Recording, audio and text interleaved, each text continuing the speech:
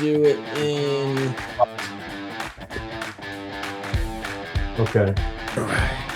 Let's do it in 3, 2, 1.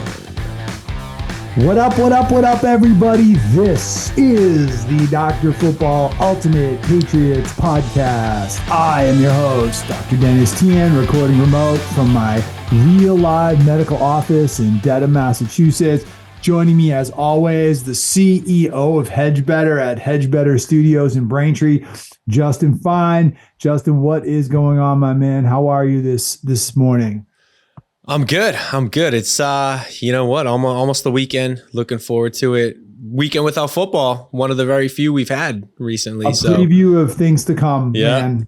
Preview of things to come. The most boring time of the year. The weather sucks. There's no football. It's just rough time of year. It is. But you know what? We said that last year. Look, here we are at the end of another season. So the time, it does fly, you know? Oh, it flies. It flies. Absolutely. Yeah. All right. Well, let's get into it. We got a great episode today. We're going to give you guys 1 good hour or so on everything NFL. We're going to go through everything going on in Foxborough. There have been a few developments with this coaching staff and some of the hires they brought in. A couple other news stories coming from Foxborough. We're going to talk about those 2 massive games that happened on Sunday, and then we are going to bring it around the league and look at some of the coaching hires and give them grades.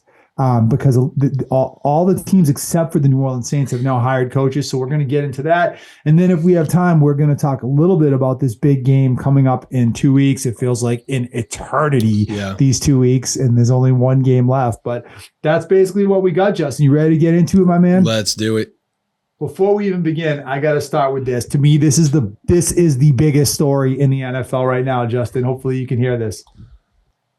Duval. Can you hear that? Oh my God. Did you hear Liam Cohen break that down, Justin, and try to pander to the Jacksonville fans with the Duval? That was the most cringy moment I remember in recent NFL. It was so cringy. Like I felt like I was watching like a movie, like a comedy movie. Like, and it was, you know what I mean? Like, it was just like a cringy, like you could just feel the whole audience laughing at that guy collectively, like as he said that, like in person and whoever was watching on TV. Like, I can't imagine anybody watched that with a straight face and was like, "Oh, that's our dude." He said it like it was like a line in a horror story or something. Like he's like Duval, like he was trying to like scare, or like it was just the way, the tone, the inflection was just totally wrong, like totally non sequitur, out of context. So if you're upset about the Mike Vrabel hire and you're like, you know, wanting the Patriots to have done more of a search, and it's like, hey, listen, I will take Mike Vrabel over that any day of the week. As bad as you know, as some, I don't want to say as bad as much as I understand people wanting a process, like if that's what's waiting for you out there, give me Mike Vrabel 1,000%. Every day. Yeah. I feel bad for Liam Cohen. I think he had a nice little gig, you know, as an OC, and I just don't think he's head coach material. Maybe he'll prove me wrong, but just like everything I see from that guy just tells me that not only is he not a leader of men and not fit to be a head coach, but he picked probably the worst organization, or not one of them, to go to for his first head coaching stint. Well, do you think, I agree with you, he comes off like he is not a leader, and he comes off like he is just one of these guys that is probably a coordinator, but not a coach. Right. And I think the fit with Trevor Lawrence is something you really have to question, because like, as much as Trevor Lawrence might hate this, like, I think the way you get the best out of Trevor Lawrence is with someone that's like experienced, old school, hard, rigid, kind of like a Belichickian type model. And you bring in this young, goofy guy that's never done the job before. Look, we were all laughing at Nick Sirianni a few years ago, and he's had the last laugh on all of us. But I'm sorry, it is a terrible look for Liam Cohen on that first impressions that he made on the football viewing world. And I mean, I heard a lot of people say Jacksonville 0-17 this year. I don't think it's going to be quite that bad, but I definitely don't think it inspires confidence. Definitely not. I mean, you know, I look at that organization in that roster, and it's like, I understand people wanting, you know, to pair Trevor Lawrence with an offensive mind, someone that they consider to be like a cutting edge, offensive coach. But like, that organization needs so much more than just somebody to come in and inject like a little creativity into the offense in Jacksonville. Like they are lacking so much. And honestly, Trevor Lawrence, I think he's a coach killer. I think he's going to have Liam Cohen packing his bags, looking for another gig in a year or two. I really do. Yeah, I mean, Trevor Lawrence is totally a coach killer, and you know what? I do have respect, Justin, for what Liam Cohen did in Tampa Bay, right? And I think that he probably is a good play caller, and he might even get that offense to be productive. But we've seen throughout the league, it takes so much more than that to really make a winning program, a winning operation, and I just think that there is so much I think to be concerned about for that Jacksonville team right now. Yeah. Totally agree. There's way more that needs to be dealt with. Like you said, I think they need discipline. I think they need culture. I think they need actual players on that defense and some members to round out that offense. Like there's a lot to be desired other than just an upgrade in play calling because there is, independent of Trevor Lawrence, there actually is a lot of talent on that Jacksonville team. Like they hit on Brian Thomas. They have some weapons on offense. Evan Ingram is a great tight end. They've, taken how many high draft picks in the last few years. They have some studs on defense. There are building blocks in place there for that franchise. Yeah, but they need a little bit more. And again, I think the biggest thing, if I had to say what the biggest need of the Jacksonville Jaguars is, it's culture and discipline. And I don't think you get that with Liam Cohen. Yeah, you definitely know. And you don't get that with Duval. Unbelievable. I just can't stop watching it. It's like watching it's like watching a horror movie. It's like, especially with the face he makes too. It's like he seems so unsure of himself as he's saying it. Yeah, totally. How making yourself famous isn't always a good thing. Yeah, exactly. All right, let's get to the situation in Foxborough, Justin. And there have been some developments in the Patriots situation that I think it's worth for us to mention. I'm going to start with this take about what's going on. Last time we recorded, we talked about Mike Vrabel. They had just hired Josh McDaniels.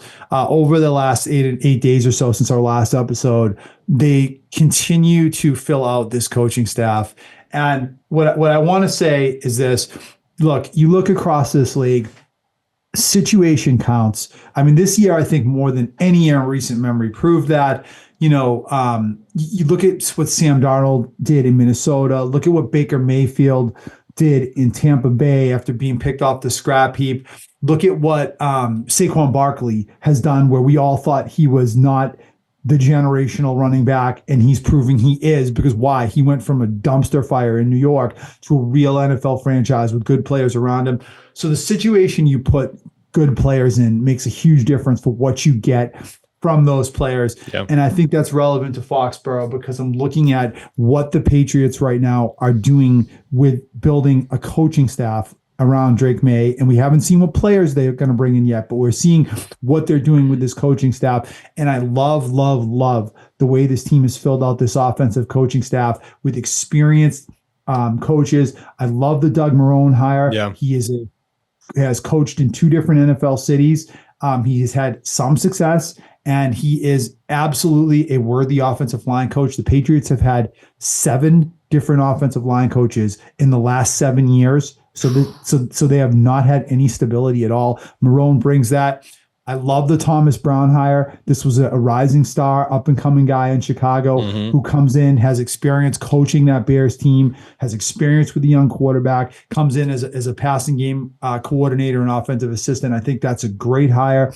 And obviously, I love the Josh McDaniels hire. The Patriots now, I think, have 4 coaches on their staff that have been head coaches at some point. And I think that is hugely beneficial to, first and foremost, Drake May.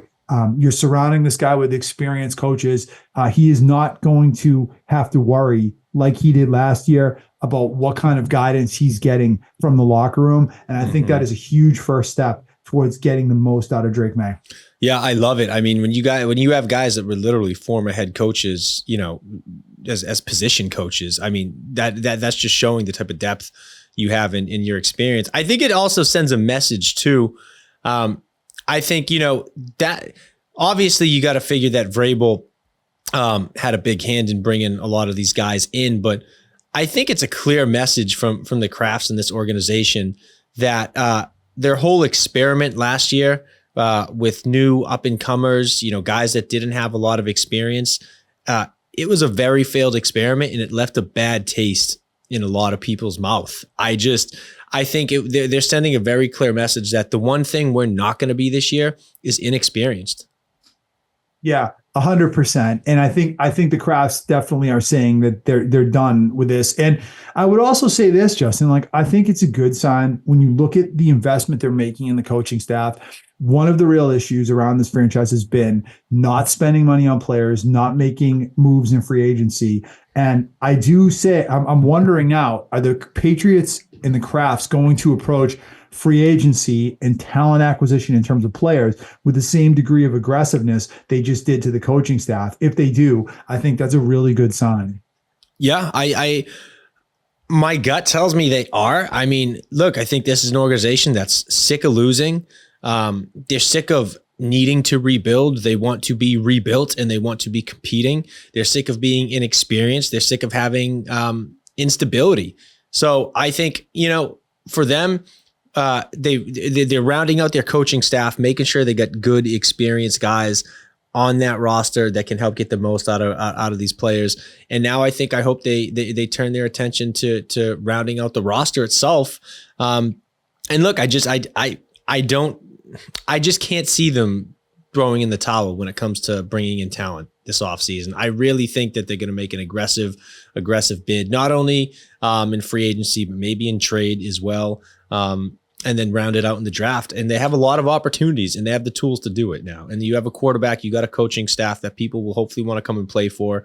So the pieces are there. Yeah, the pieces are there, and I think that it really comes down to the mindset, and clearly they're showing that they're going to be aggressive this offseason with the way they approach this coaching staff, and that's a good thing, because I think that Patriots fans do not want to be sitting here, in June and saying we have $100 million in cap room again. Right. That is not. I mean, the Krafts are not going to be able to continue to expect the same level of support and fan interest if they continue to not invest in this roster and in this team. I mean, and this offseason, I think, is really where the rubber hits the road. You don't have an excuse anymore. You have your coach, you have your young quarterback, and you have the cap room. So you have to go out this year and be aggressive. And I think that's what they're going to do. Yep, totally. Let's talk a little bit, Justin, about the draft and the early approach to the draft. I'm seeing mocks already, and I think the real interesting story this week was actually out of Tennessee. Holders of the number 1 pick, where their new GM, whose name escapes me right now, made some comments to the effect of, we're not passing on generational talents to just simply draft a quarterback. And I thought that was interesting, because I think a lot of us were hoping that, similar to years past, that whoever's at the top of the draft is going to jump to take a quarterback, even if they're not really worthy of that top pick. And that a generational player such as Abdul Carter, Travis Hunter might fall to the Patriots. What are your thoughts right now on where this draft is? If the Titans don't take a quarterback and they do take Abdul Carter, who I think most people think is the best player in the draft, where does that leave the Patriots with this number 4 pick? I mean, I don't think it changes much, because I think if you're the Patriots, I think, at least in my mind, I want them to go out and take the best offensive lineman available. That's kind of where I stand. I think there's a bunch of good wide receivers that you could bring in free agency. I think you've been so off base with your judgment of wide receivers in the draft in the past that I look at it and I say, bring in a position that has a fairly decent success rate when drafted at the top of the first round, right? More often than not, you see the first round offensive linemen pan out, at least be serviceable players, maybe not generational players, but serviceable players. And I think this team needs a lot of help on that offensive line. Like, I mean, we talked about like a Will Campbell from LSU. I believe the guy Mbowe, I it's eluded me where he's from. But I mean, you got a couple of really good tackles that I think this team could use. So I really hope the top of the draft doesn't affect it at all, because right now, none of those guys are projected to go there. Yeah, I think, Justin, look, this is what I would say about this whole situation, which is if the Titans do take Abdul Carter, I actually see that as opening a door for the Patriots, because lest we forget, the same pattern is played out now for I don't know how many years in the NFL, where someone is going to fall in love with either Cam Ward or Shedeur Sanders. Yeah. And nobody in their right mind thought the Colts were going to take Anthony Richardson at number 4, and they did. They traded up and they drafted him. Nobody thought Bo Nix was going at 10, right? Everyone thought he was a second-round pick, and Denver fell in love with him, traded up, and took him. Most people thought Trey Lance was going high in the draft, but as an example of a team falling in love with a quarterback and aggressively trading up to get them. So this trend continues to happen in the draft. So my point is, if the Titans and the Browns do pass on quarterbacks, I guarantee you there's someone out there after the combine and all the scouting stuff, some franchise out there is going to fall in love with either Shedeur Sanders or Cam Ward, and it's going to open up the door for the Patriots to trade back and get some kind of yield for that pick and still walk away with the top 10 player. So I don't think it's a bad thing if the Titans do that. Yeah. I mean, look, it's if the Patriots can get their guy, a few spots back, and there's still a good quarterback up there, I mean, 100%. I mean, look, you got the 4th pick right now. The 2 quarterbacks seem to be kind of set in stone in terms of 1 and 2, and that's obviously Shedeur Sanders and Cam Ward, right? You may have them in reverse order. But so really all you need is the Titans, like you said, one team to not take a quarterback ahead of the Patriots. And that opens things up, because like you said, if one team doesn't take a quarterback, you got a lot that could fall to you. There may even be teams that would be willing to trade up for like a Travis Hunter. You know what I mean? Yeah. It's not, I don't even think you were just limited to trade ups for quarterbacks in this draft. Yeah, no, 100%, because Travis Hunter might well be the best or second best player in this draft, right? And someone's going to fall in love with him, right? And I think those opportunities are going to be there to trade. Now, if you're the Patriots, so I don't see it as a bad thing. If the Titans and the Browns don't take the quarterback, and that would certainly go against the trend in the league, which is everyone rushing to take quarterbacks, even if they don't deserve to be took at those top 3 spots. But if it does happen, I think the Patriots still. I think it actually almost plays to the Patriots' hand. Like you look at teams like the Raiders, as a great example, maybe the Jets, even though it's an in-division trade. I mean, someone's going to want to move up and grab one of these guys. Yeah, totally. And if you're sitting there going, hey, I got my eyes on an offensive lineman that's going to be there at 5, 6, 7, that's a great spot to be in. Absolutely. I mean, I don't see what's wrong with Will Campbell. Everyone's down on this guy. Because he has short arms. I mean, he's a football player. I mean, how many times are we going to make this same mistake in the draft where we let these guys that are great players slide because they don't have all the measurables, or vice versa? We take a guy that isn't a great player and he comes up to the top of the draft, but he never was productive in college. I mean, it's the same mistake happening over and over again. So I like Will Campbell. Yeah, I do too. And it's a position of need. Look, I have to double check this, but I'm pretty sure that offensive linemen have like the highest hit rate in the first round. Yeah, they're up there. They're up there. So, I mean, you talk about wanting to make the most of the pick and getting a safe pick. I think a nice offensive lineman would do you very well for your young quarterback. To me, best case scenario is you walk away with Will Campbell, but you walk away with him at like 7, 8, 9, and you pick up a few draft picks. Someone pops up because they fall in love with Shedeur Sanders or something like that. Yeah, I'm totally okay with that as well. Okay, Justin, let's move a little bit. I wanted to talk a little bit about this one story that popped up this week. There was some reporting about Gerard Mayo not going quietly from the Patriots organization. Did you see this story? I did. Yeah, it was interesting. What were your thoughts on this? Because I'm really intrigued by what Gerard Mayo is going to do next. We talked about it last week a little bit. I don't believe he's taken any job. And I'm wondering where this guy's career goes from here.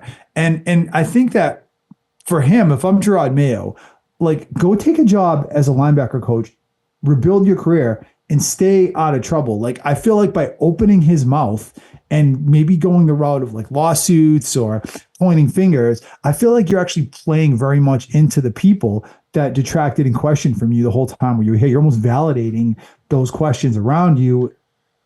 I think it's intriguing to see what Mayo is going to do next. It's super intriguing, but you know what? I gotta say, from the very first day that Gerard Mayo took over, we said this. He almost had this unjustified sense of self-worth and confidence, like a little bit of hubris, just almost arrogance, right? Arrogance might be the word that I would use. And it doesn't shock me that after getting fired, he wouldn't be taking accountability for what happened here in New England and looking to rebuild and move on. It doesn't shock me that he's trying to put the blame somewhere else, say that his firing was unjust, this and that. It actually kind of seems to be par for the course from everything we've seen from Gerard Mayo for the last year, from being honest. Yeah, it really does. And like, to me, Gerard Mayo is always right now going to be the guy that just kind of was handed a job he didn't deserve, and really kind of stabbed Belichick in the back to get it in a very, like, I don't know, undesirable, the way that didn't look very good is, I guess, what I'm trying to say. Like, that's what Mayo is to me. Like, honestly, like, Mayo, I don't think he got the job under really like genuine, sincere circumstances. I think he was gifted the job from Kraft for really reasons that probably relate to Kraft's lack of judgment. And I just feel like, for this guy to come in now and be pointing fingers at people, dude, you had 4 or 5 years of coaching experience and you were gifted a head coaching job. It went predictably disastrous. Like, it's time for him to just zip his lip and get back to putting his nose to the grindstone and rebuilding his career, not sitting there pointing the finger at Kraft, pretending like you got done dirty, when in fact you're the one that was stabbing Belichick, the guy that gave you your first opportunity, in the back to even get where you were. That's what I'm saying. I mean, the guy should just be super grateful the fact that he even got a head coaching job. It can put on his resume that he was the head coach of the New England Patriots. Like, that's way more than he deserved. Did you hear the story? I saw this the other day. The story about him playing cards on the plane. Yeah. It was just against on the way back from Arizona. On the way back from Arizona, right? That the GMs and the other, the coaching staff and in management and every, all the higher brass at the Patriots organization was appalled that after the loss to Arizona, instead of watching film, talking with staff, he was playing cards with players on like the plane ride back. Like, I think that's like an inside glimpse into what exactly the Gerard Mayo experiment was. And it was an inexperienced guy who was not taking accountability, who didn't really understand how to course correct what was going on here. And all of those things culminate in him being terminated after his first year. And when I hear stories like that, it's very tough for me to sit here and go, it's unjust to fire Gerard Mayo after year one. I think it's very deserved. Yeah. And I think one of the questions is like, was this guy really a super hard worker? Yeah. How many of these coaches are like obsessive workers, in the office at 6 a.m. A la Belichick. But a lot of other ones, like even Josh McDaniels is a great example. I'm sure most of the coaches in the league are like that. And that's really just because it's a self-selecting process. The only way you even ever climb that ladder is if you have that kind of personality where you put your nose to the grindstone and you're willing to work your ass off to distinguish yourself. Right. Gerard Mayo never had to do that. Nope. He never had to do that. And I think that when he got to the top, clearly it looks like he really wasn't that kind of hard, obsessive worker that was totally willing to sell out to find the answers to the problems that were facing this team. That Arizona story is really just a snippet into that. I'm sure there's 100 other examples from people on the inside. And look, honestly, Justin, the more I hear about this guy, how he got the job, what he did when he had the job, how he is conducting himself, things coming out now that he no longer has the job, I am just so glad that he is no longer the head coach of this team, because this was really, with him, really was a clown show from day one.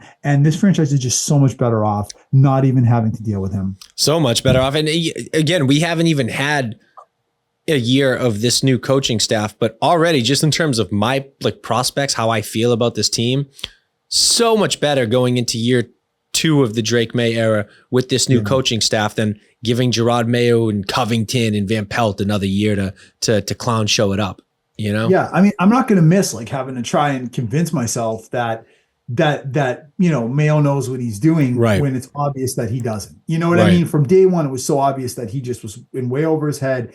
And you want good things for this franchise. You want good things for Drake May's career.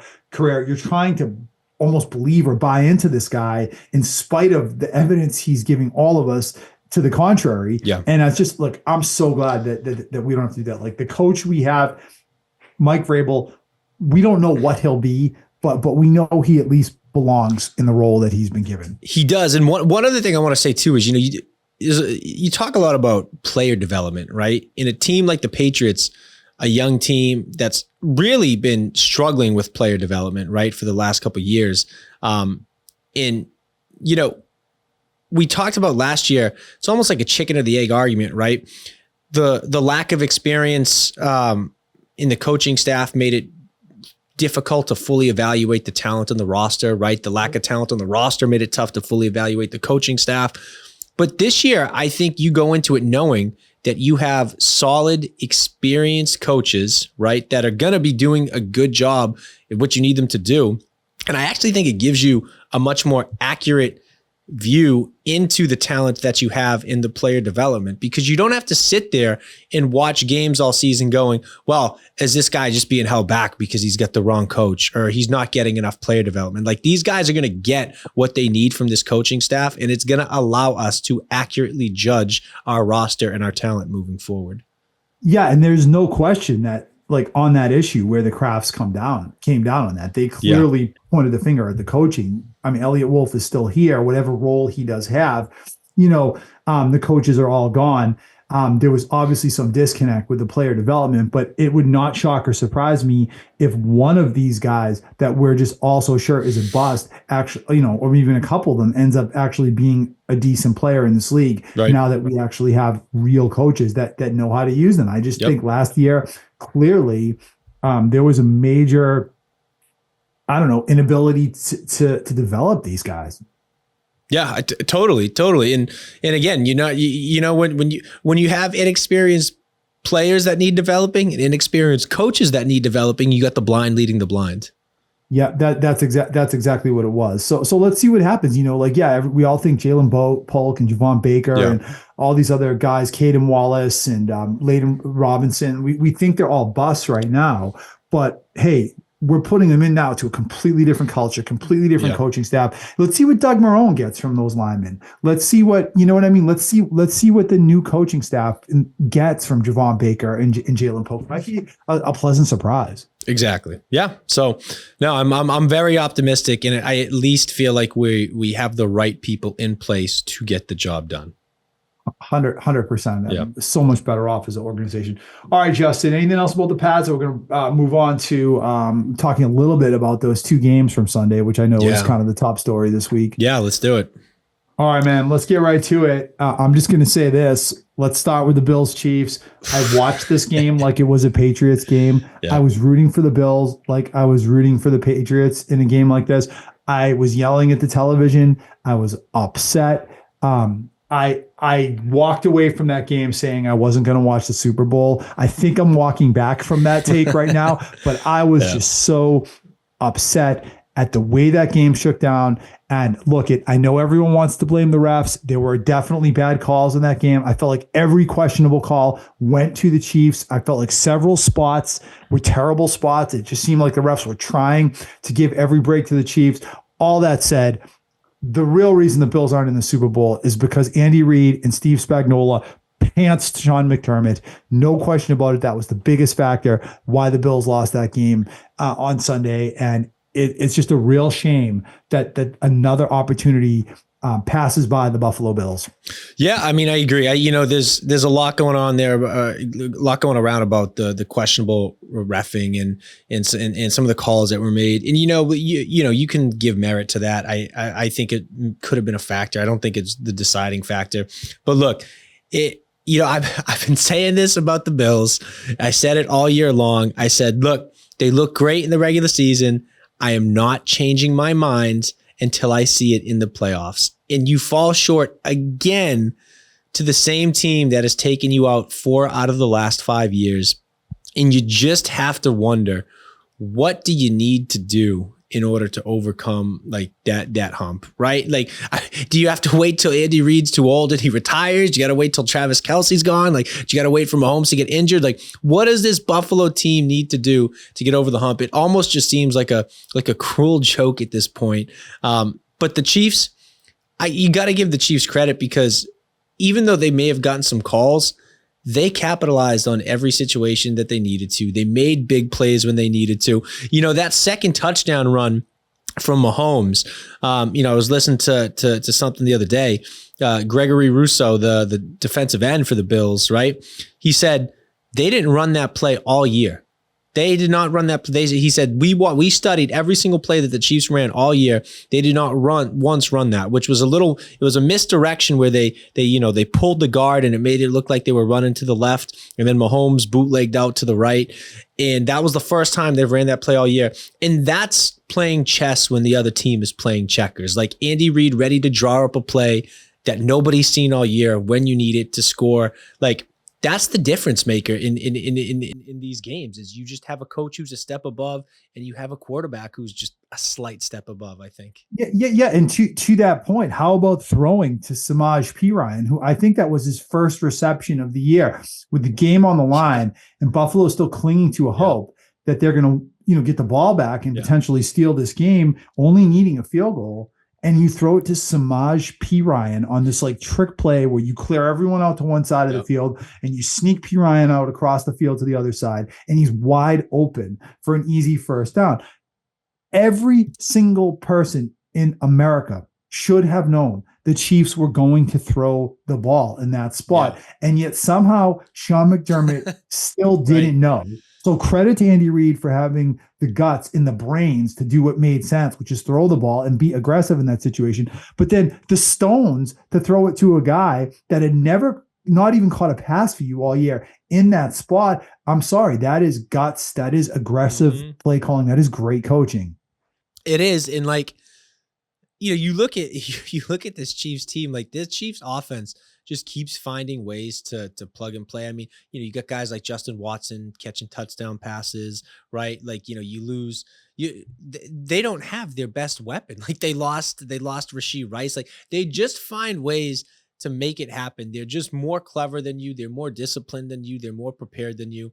It's very reminiscent of the old school Patriots, like, which is in fact one of the reasons why I don't want to hate on this Chiefs team. It's like, I obviously don't want them to surpass us as a dynasty, but by the same token, I have to respect what they're doing, because I feel very nostalgic, like watching the old Patriots days where it's just like, this team is just better prepared. They're better coached. They have a better quarterback, and they're going to find ways to beat you. And that's what they do. 100%. And like, they are so reminiscent of the Patriots, dynasty. And like, look, a lot of the things that people are saying about the Chiefs right now, I mean, people said about the Patriots for a really long time. Well, they get all the calls. Right. And it's like, it is just so hard to beat that Kansas City team because of everything you just illustrated. They're so well prepared. They're so well coached. They have so many ways that they can beat you. I mean, there is not one player on that offense, I think, that is like, would be considered a top caliber NFL weapon, right? Yeah. But they have the quarterback, and they have a coach that designs plays, that gets the ball to the open guy, a quarterback that distributes the ball to the open guy. I mean, this is like Brady Belichick, like 101.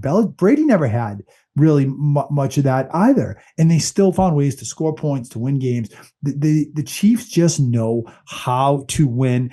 It's why, as much as I wanted to pick against them last week, I couldn't. It's why, as much as I want to pick against them in the Super Bowl, I'm not going to, because they just find ways to win. I'll end this with this, right? Like, all year long, haven't we been saying the Chiefs haven't scored 30 points? Giants, Patriots, Chiefs, only 3 teams that haven't scored 30 points. Yeah. Well, what do they need to do to get to the Super Bowl? They need to score 30 points against a good Buffalo offense that hung 29. That's exactly what they did. Yep. And one other thing too, I'll say is, I think there's layers to this, right? I've heard people talk about this, and I think it's totally true. Talk about 2 important positions when in a game this close that can be the difference maker. The first is Uh, Keon Coleman has been virtually useless this year. He has not lived up to the hype. I mean, I think he may be a good receiver. He may have potential, but the guy did not live up to the hype. And I think I think it's funny that you passed up on Xavier Worthy. And you took him, and Xavier Worthy comes and scores a touchdown on you, right? Keon Yep, Coleman that's a virtually great does call. nothing. The Right. other thing is, you look at what the Chiefs did. Trent McDuffie, a two-time, all-pro guy who is one of the best cornerbacks in the league. Like the Chiefs traded up with the Patriots. With the Patriots. Right. Took Trent McDuffie, leaving the Bills to take Kyer Elam, who was the biggest liability on that side of the ball in defense. And it's like, you switch those two things. Like you put Trent McDuffie in Xavier Worthy in the Bills, and that could be a different game. So it's like there's levels to this that go back Bills win multiple that years. game, probably. Exactly. So like this is, you talk about the calls from the ref, you talk about this and that, but like really what went into that win on Sunday is something that's been in the making for years. When you talk about the slight changes to the personnel, the preparedness, the experience, like all that stuff, that all went into that win on Sunday. Right. And how about just the fact too, Justin, that like Travis Kelce, right? He has been underwhelming all year. Yeah, but much like Gronk at the end of his career, he has that ability to turn it on in the postseason when it really counts and become a weapon again. What did he have? Like 8 or 9 catches on Sunday? And it's just unbelievable. This guy that we all think is cooked and can't do it anymore. And then when it really counts, he finds that next level and is able to do it. Yep. Totally. I mean, yeah, you just got to take your hats off to the Chiefs at this point. I mean, I don't like them, but I respect them and I appreciate watching them. What did you think, Justin, about some of the one of the things I thought that was another place where Reed really outcoached and Steve Spagnuolo really outcoached Sean McDermott was the fact that, I mean, look, we all know Josh Allen is a great runner of the ball and a great quarterback sneaker. And the Chiefs have on the other side of the ball a weapon in Chris Jones that is one of the best interior defensive linemen in the league. Yes. The Chiefs went into that game and they were not going to let Allen pick up first downs with the quarterback sneak. And I think the Bills kept going to that play, kept going to that well. And the 1 or 2 times they did get it, they really eked it out. It wasn't, and they also got rejected a few times. That quarterback sneak play was not working the whole game. Yeah. And then when you have the game on the line, 4th and inches, the Bills are up 22-21, chance to score and put the game more or less away. They go to that quarterback sneak play again. It more or less gets stuffed. I know some people feel like he got it, but I just thought that was another example of good coaching and just using Chris Jones, putting him in position to say, we're not letting Allen eke out these first downs. You're going to have to find another way to move the chains. Yeah, totally. I mean, is the definition of insanity is doing the same thing over and over again and expecting a different result. So it's like, it just didn't seem like that was a move. It didn't seem like that was working for them. And one other thing to go back, and they were running the ball the whole game too. Like they were actually able to run the ball with James Cook, but they kept going back to these Allen quarterback draws. Yeah, exactly. They got a little too, I think the moment got a little too big. They lost who they were because that's not the Bills. The Bills are not a tush push team, but no, the moment got too big and they tried to do it. One thing that I do want to point out on that play about the refs, because you brought it up, and obviously that was a big controversial call in the eyes of many, saying, oh, the refs, it's fixed. The play before that, on the Dalton Kincaid catch, right, where it looked like he might have gotten the first down, but they marked him short, right? Oh, that was a terrible spot. It was a terrible spot. But here's the thing: on the next play, on that tush push play, right, two of the refs had different spots, right? One of the guys had him having enough. The other guy marked him short, right? The guy who had him marked as having the first down was the same guy who marked him short on the play before, right? So if you say it's a conspiracy, I think that totally that totally, rules that out, because if that was the case, you would expect the same guy to be making that calls. The guy who ruled him short on third down wouldn't be the guy who's giving it to him on fourth down, right? So I think like it's a bad call, but I don't think it's intentional. I don't think it was an egregious call. Yeah. Like, I mean, some people have said it was egregious. Like, he No. obviously had the first down. And like, I've seen, I'm sure you have too, all the memes and the videos on Facebook with the line. And look, he probably did get it, but it was razor thin close. And I think the larger story is the fact that the Chiefs were consistently able to muck up the middle of the field and stop Allen from picking up those easy first downs in a way the Ravens were not able to the week before. Exactly. And you know what? I think I think if you're the Chiefs, you're going to have to take that same energy into New Orleans in 2 weeks, because you're going up against the Kings of the tush push, right? So, you're going to need to be able to replicate that in 2 weeks. But yeah, they were able to stop Josh. And they were just, at the end of the day, like, it was a very close game. Like, Josh Allen still played well. I mean, that heave on fourth down where he was, the cornerback blitz came in, like, Dalton Kincaid should have caught that ball. Oh my God, right? easily. So, I mean, I can't put the blame on Josh Allen because he played well, but by the same token, it's just, look, it's not a 1v1 game. It's a team sport. And at the end of the day, that team, that organization, that coaching staff just finds a way to own the Bills when it counts. I thought Allen outplayed Mahomes for sure. Sure. And I thought he definitely played well enough to win. I thought the biggest thing was again the play calling from the Bills, and I thought they took the ball.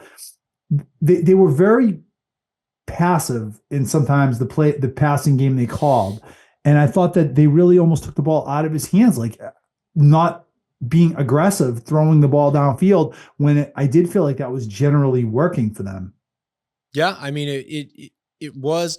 You can go back and blame the Bills front office for not equipping the Allen with the weapons that he needed to go. I mean, you can't tell me that if that Bills team had a true number one wide receiver, that could have been a completely different game. You know what I mean? They don't have a number one wide receiver. They got Khalil Shakir, Keon Coleman, like Curtis Samuel. Like, it's like, they're really, Josh Allen made the most with what he had. He made lemonade out of lemons, but it just wasn't enough. It wasn't, Justin, but they still scored 29 points on the road. One of the three best defenses in the league. So, I mean, if you're going to point the finger at Buffalo, I really think you really have to point at that Buffalo defense and really giving up 32 points to a Kansas City offense that frankly hasn't been that good all year, and giving up two huge scoring drives in the fourth quarter in the biggest spots where Buffalo had the lead, had the chance to get the ball back, couldn't do it. Yeah. Exactly. So, I mean, look, it comes down to the same old song and dance. Bills fall short at the hand of the Mahomes and the Chiefs. And look, I'm going to say this again because I found myself saying it after the last 4 seasons. How many times can this Bills team suffer in just completely demoralizing defeat, get so close, yet be so far, and bounce back the next season and do it all again? Like, at a certain point, you wonder when the will of that team gets broken. In 5 straight years of this, 4 of them at the hands of the same team and the same player. But Justin, I don't think it matters, and I'm going to tell you why. Because they have Josh Allen. It's the same thing with the Ravens. They have Lamar Jackson. Yeah. They're going to win 11, 12, 13 games next year. They're going to win their division next year. And they're probably going to end up losing again in the postseason, because that's just what they do. But I think as long as they have Josh Allen, I mean, look, if they can go out and win 13 games or 12 games with this team, where you just said it, they really don't have anything on offense besides Josh Allen and some scrap pieces, and they're still able to be what they were. There's no question about it. They're going to be in it again next year. It's just you said it all season long, and you're right. It's going to be, can they actually put it together in the postseason? But so that's my thing, though. When I say, will this team fall apart, it's not that I expect them to win like 7 or 8 games next year. Like, I still expect them to win a good amount of games. I expect them to be one of the top teams in the league. I expect them to make the playoffs. The question is, when they get put in this situation again, are they just sitting there going to themselves, Holy crap, here we go again, right? Like Yep.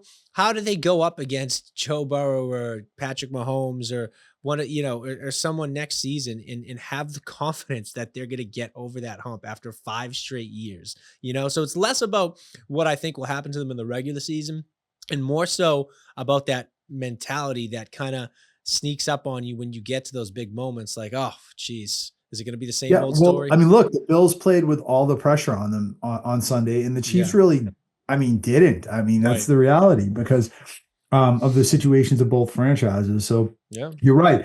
What did you think about the worst call in this game? And I want to talk about Sean McDermott in a second, but before we get to that, one thing we have to mention: worst call in this game was the Xavier Worthy catch. That was if I was pointing at one place where I thought the refs really screwed Buffalo, that was not a catch. The ball hit the ground. The receiver never had possession of the ball. How do you walk away from that and give possession to Xavier Worthy? That was the one that puzzled me. The only thing I can think of is the fact that I believe the call in the field was a catch, It right? was. That's right. So, Call on the field. But didn't you think the ball hit the ground? I did, but it was also like a weird thing where it was like the ball hit the ground, but it also seemed like he had it trapped at a certain angle. I don't know. Look, I think if I'm being honest, it probably isn't a catch, but when the call on the field says catch, you know what they say, it has to be clear and irrefutable in order to overturn it, right? So it's like if it's 51-49, technically they shouldn't be overturning that call, whether it's right or wrong, but that's kind of what the rules state, right? Yep. I guess so. I don't think if the ball didn't hit the ground, I would have been okay with saying that the call on the field stands. But when you clearly see the ball hits the ground, which I think the replay clearly shows, at that point, to me, overturned, incomplete pass, moving on. Now it might not have mattered. The Chiefs might have scored anyways, but I thought that was the worst call of the game. Yeah, it was definitely a big call. Definitely a game-changing call for sure. But again, I don't, it's not that I agree with it. I just, when you make the call in the field and then it's not 100% clear, it's tough to overturn it. It is. It is. Okay, Justin. So here's the real question. For the Buffalo Bills, I walked away from that game and I said to myself, the Bills should fire Sean McDermott tomorrow. You very intelligently pointed out, well, if you do that, who's going to be the head coach? Who do you replace him with? Right. And the reality is, there probably is no one better than him out there. Right. But what is the future of Sean McDermott in Buffalo after this loss? Well, I think, we've talked about for the longest time is Sean McDermott on the hot seat? Is Sean McDermott on the hot seat?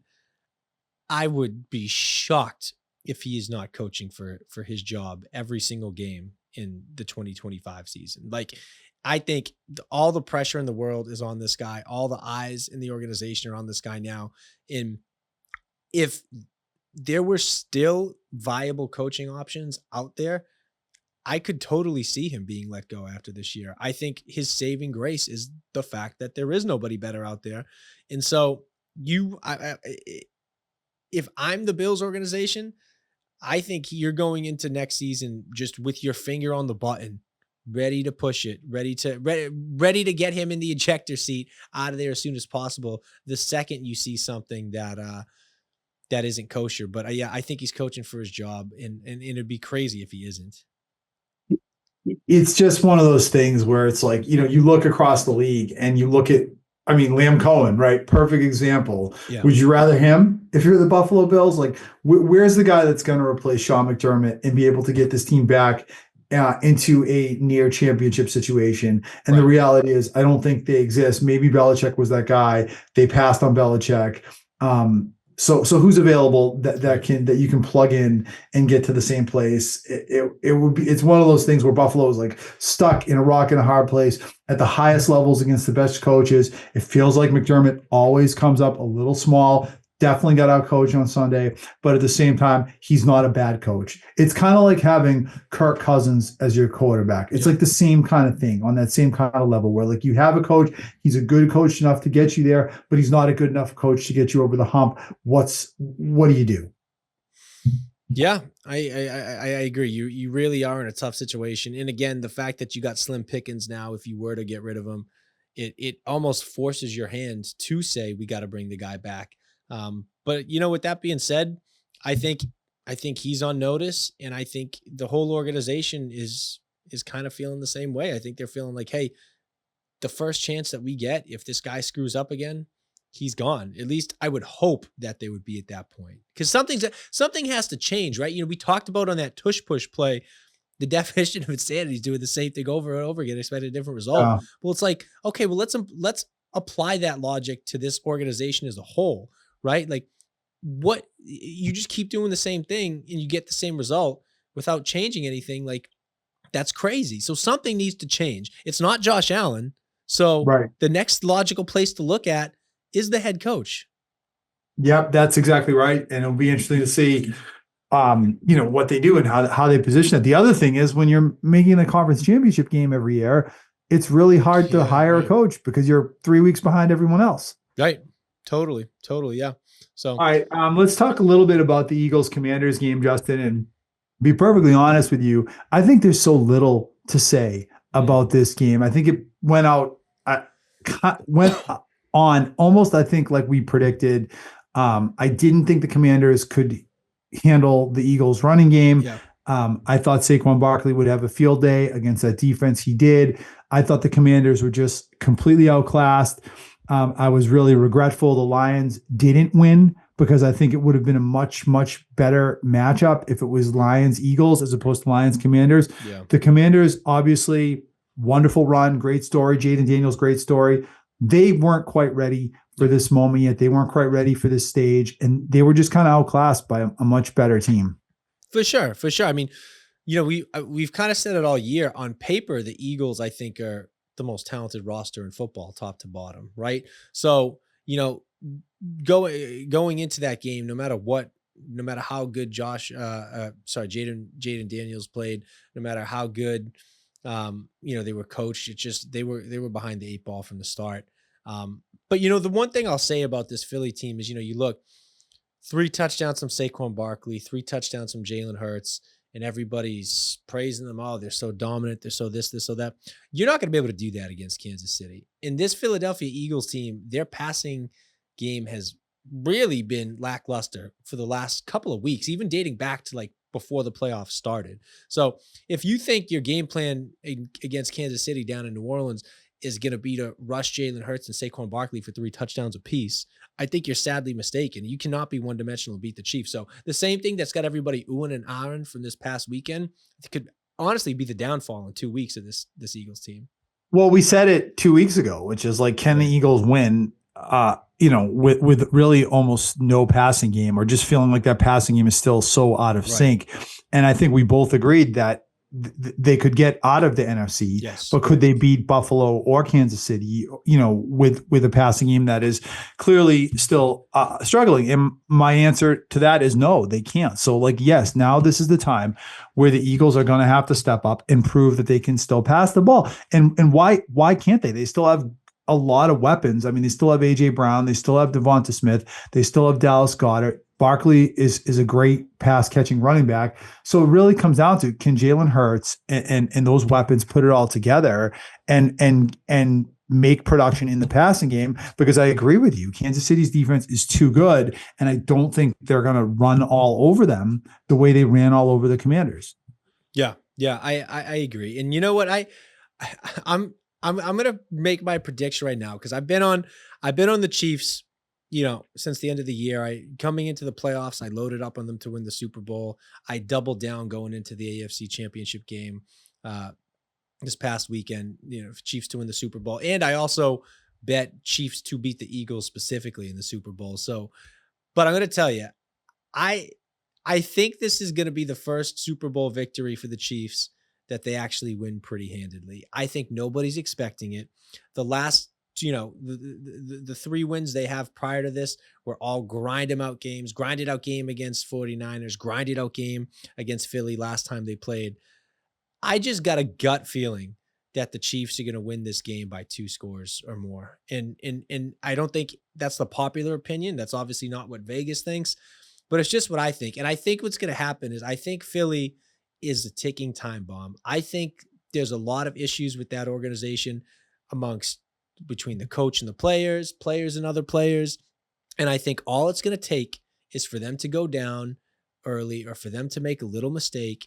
And I think that entire foundation is going to crumble right before our very eyes. And I could see them getting beat pretty handedly. But maybe. See, I disagree. Okay. I disagree.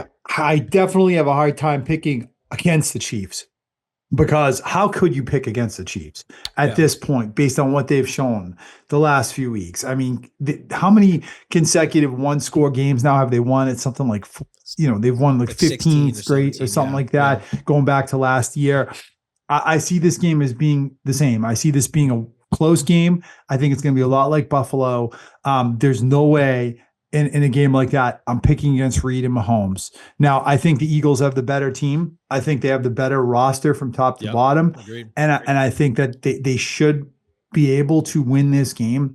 But there's that Mahomes Reed magic. And this is screaming. The Chiefs are screaming. Team of destiny. They've been screaming it all year long. Right back from week one when Lamar Jackson throws a tying touchdown pass to Isaiah Likely and he lands out of bounds. Through the Buccaneers game they eked out, right through the Denver game in Kansas City with a missed field goal. They just keep finding ways to win. They're a team of destiny. I think it will be a very close game, but I just think Reed and Mahomes and Kelsey and the whole lot of them, they're going to find a way to eke it out. And I expect a close game, but I expect the Chiefs win. Yeah. And rooting for the Eagles. Right. I will be rooting for the Eagles, but I expect the Chiefs to win. Yeah, I do too. I expect the Chiefs to win. And, I was looking at the highlights from their Super Bowl 2 years ago. And that Eagles team put up a very good fight. I mean, arguably they very easily could have won. It came down to the wire. And this is, in my opinion, a much more talented Eagles roster than that team 2 years ago. Yes. But I just think at the end of the day, that Eagles team might be more talented, but that Chiefs team has 2 more years of experience in winning, in development, and just a proven track record of getting it done. Their confidence has to be through the freaking roof right now. So it wouldn't shock me if the Eagles kept it a close game or even won, but I'm going to go in the side of history and take the Chiefs. And I don't know. I'm going to make the bold prediction that the Chiefs win by 2 scores, but we'll see.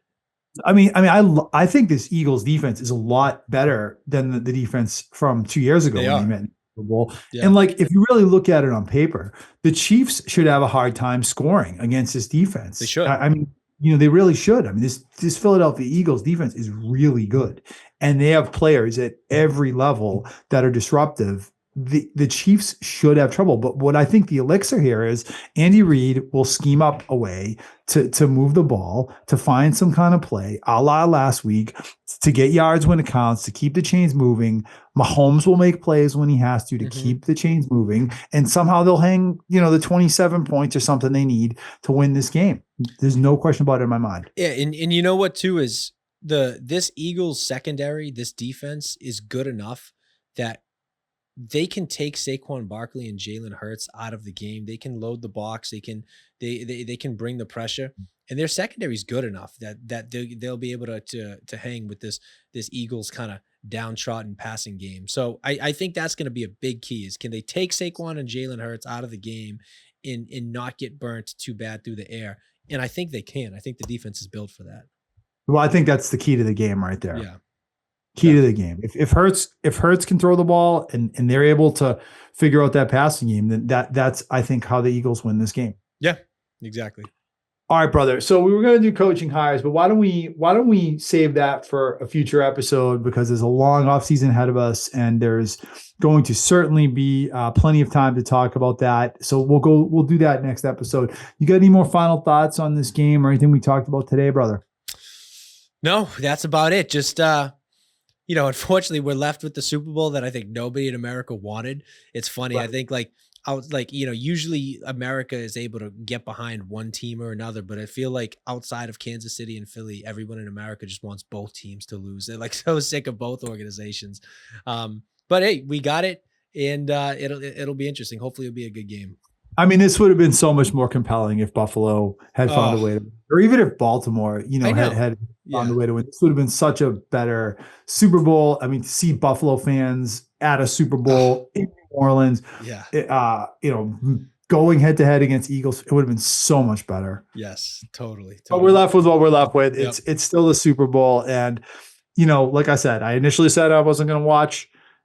Obviously, I'm walking back on that right now, but we will be watching. We'll record again next week. We'll take a little preview. We'll look at some of the gambling angles. Take a look at some of the coaching hires around the league, and take it from there. You have anything else you want to add, brother, before we wrap it up?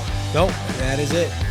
All right, I want to thank everyone that listened to this episode of Dr. Football Ultimate Patriots Podcast. Have a great week. We'll catch you next week. Enjoy the Super Bowl hype, everyone.